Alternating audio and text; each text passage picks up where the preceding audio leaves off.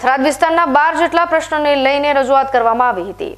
Dhanera road ઉપર આવેલ toll નાકામાંથી સ્થાનિક લોકોને છૂટ આપવા તેમજ થરાદ વિસ્તારમાં પશુઓમાં આવેલ રોગના કારણે મૃત્યુ પામેલ પશુઓનું સર્વ કરી વળતર આપવાનું તેમજ ખેડૂતોને થયેલા નુકસાનનું વળતર જેવા પ્રશ્નોને લઈને થરાદ પ્રાંત કચેરી ખાતે રજૂઆત કરીને આવેદનપત્ર આપવામાં આવ્યું હતું।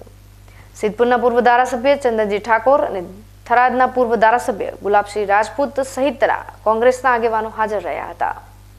ગુજરાત પ્રદેશ કોંગ્રેસ સમિતિ દ્વારા અમારા શક્તિસિંહ ગોહિલ સાહેબ અને અમારા મુકુંદ વાસની જીની સૂચના મુજબ આજે સમગ્ર ગુજરાતમાં કારોબારીઓની બેઠકો ચાલી રહી છે।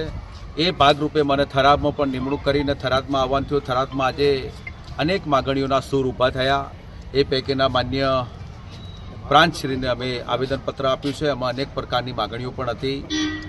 કોઈ રોડનો પ્રશ્ન હોય, કોઈ ટોલ ટેક્સનો પ્રશ્ન હોય કે પછી અત્યારે જે પ્રકારે દૂધસાગર બનાસ ડેરી અને બનાસ ડેરીનો અંદરે પૂરતો સંચાલન, અહીંયા ઢોર વખોર જે પ્રમાણે મરી રહ્યું છે, એક એક ગામમાં 100 50 જે ઢોર મરી રહ્યા છે, એમને વળતર કઈ રીતે મળે, નાના ખેડૂતને વળતર કઈ મળે, પશુપાલકોને વળતર કઈ મળે, આવા અનેક મુદ્દાઓ સાથે અમે આજે પરાંત સાહેબને આવેદનપત્ર આપ્યું છે।